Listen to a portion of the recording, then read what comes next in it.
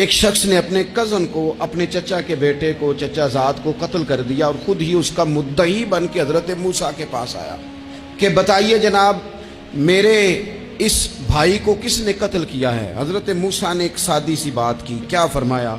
وَإِذْ قَالَ مُوسَىٰ لِقَوْمِهِ إِنَّ اللَّهَ يَأْمُرُكُمْ أَن تَذْبَحُوا بَقَرَةً۔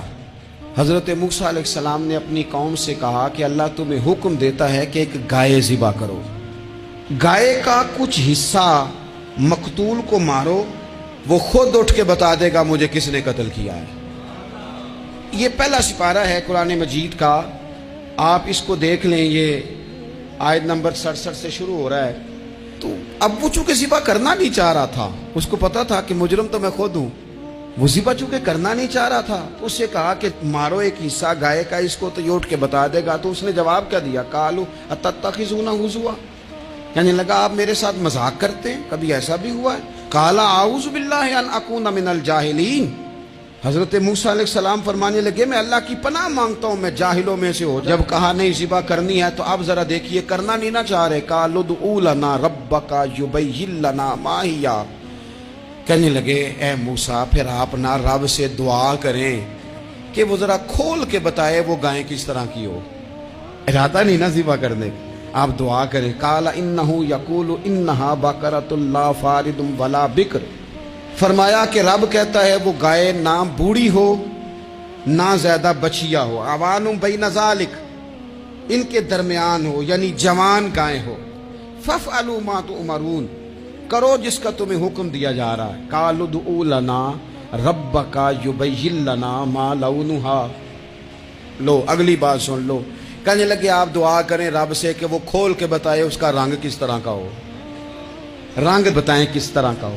قال انہ یقول انہا بقرۃ صفراء، فرمایا رب فرماتا ہے کہ صفراء رنگ کی ہو، یعنی گہرے زرد رنگ کی ہو، یہ رب فرماتا ہے اس طرح کی گائے ذبح کرو۔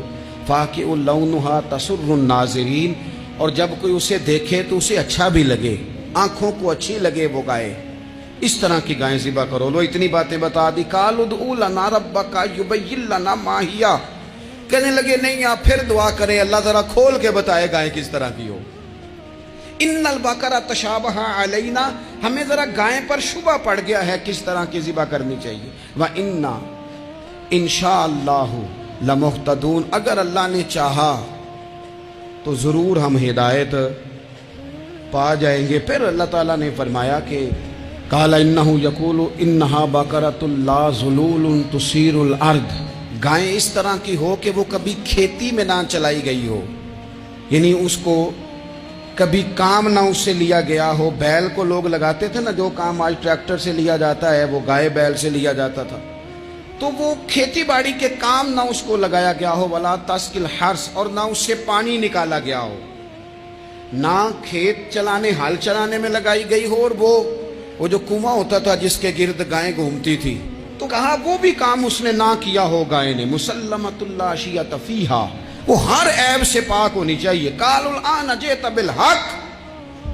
اب کہنے لگے اب آپ صحیح بات لے کے آئے، اب سوال ختم ہو گئے نا، کہنے لگے اب آپ بات فذبحوہا، انہوں نے ذبح کر دی۔ وما کادوا یفعلون، پر ایسا کرتے نظر آتے، لگتا نہیں تھا کریں گے ذبح پر ذبح۔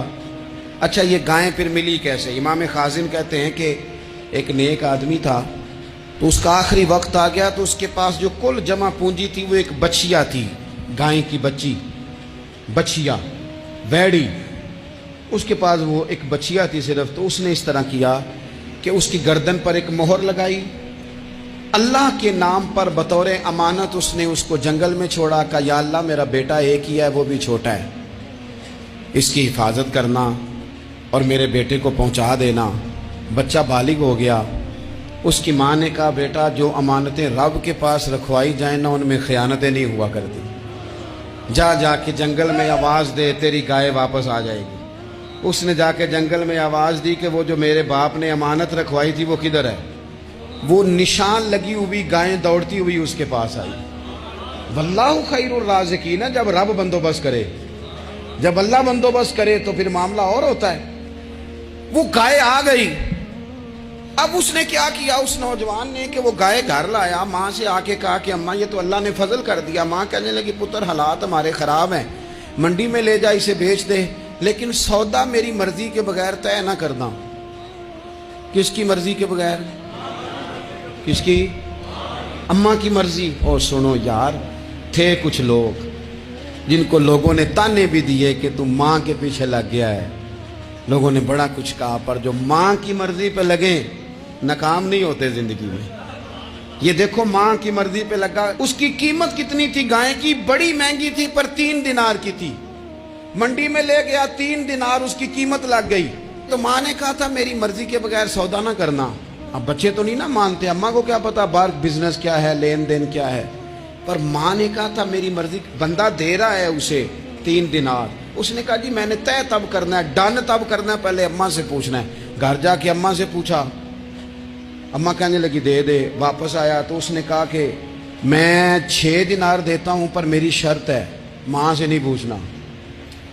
اس نے کہا تو 12 بھی دے، ڈن تب بھی ہونا ہے جب اماں نے کہنا ہے۔ وہ جب اس طرح کی اس نے گفتگو کی، واپس اپنی والدہ کے پاس گئے، کہنے لگے اماں سمجھ نہیں آتی، 3 دینار کی گائیں بندہ 12 میں خریدنے کو تیار ہے، شرط لگاتا ہے کہ اماں سے نہیں پوچھنا۔ تو والدہ کہنے لگی پتر پہلے اس سے جا کے پوچھ کیا وہ ہے کون؟ یہ کوئی روحانی معاملہ ہے، کوئی غیبی مدد ہے، پوچھ۔ اس سے جا کے پوچھا تو وہ کہنے لگا میں تو فرشتہ ہوں اللہ کا، تو نے گائیں بیچنی نہیں، اس لیے کہ تیرا باپ بھی نیک ہے، تیری ماں بھی نیک ہے، رب تیرے رزق میں برکت پیدا فرمانا چاہتا ہے۔ ماں باپ نیک ہونا رزق میں برکت ہو جاتی ہے۔ ماں باپ نیک ہوں، ان کی صالحیت کا اثر پہنچتا ہے بچوں تک۔ رزق حلال کما کے لانے والے ہوں تو گھر میں برکت ہوتی ہے۔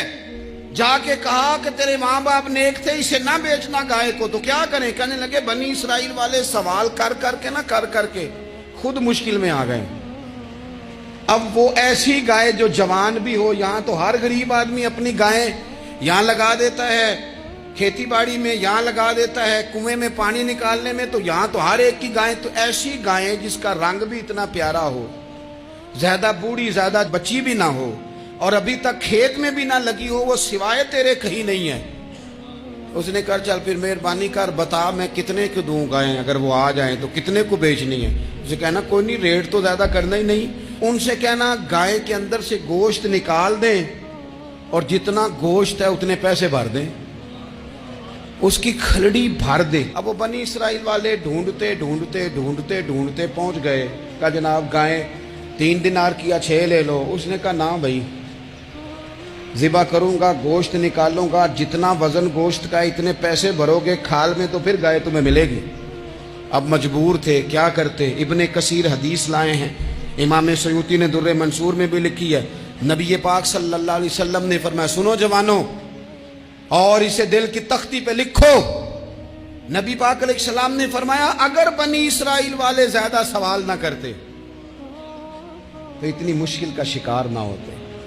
انہوں نے سوال اتنے کیے کہ چارہ نہیں ہے اب ان کے لیے، چارہ نہیں ہے اب ان کے لیے کہ یہ ادھر ادھر جا سکے، مجبوری بن گئی، یہی گائے خریدنی ہے، یہی لے جانی ہے۔ اب اتنا سارا مال جمع کر کے وہ گائے خریدی، ذبح کی، تو مقتول کو جب اس کا ایک حصہ مارا تو اس نے اٹھ کے کہہ دیا یہ جو مدعی بنا ہوا ہے نا، یہی تو میرا قاتل ہے، یہی تو میرا قاتل ہے، یہی تو ہے، اس نے یہ سارا کام کیا۔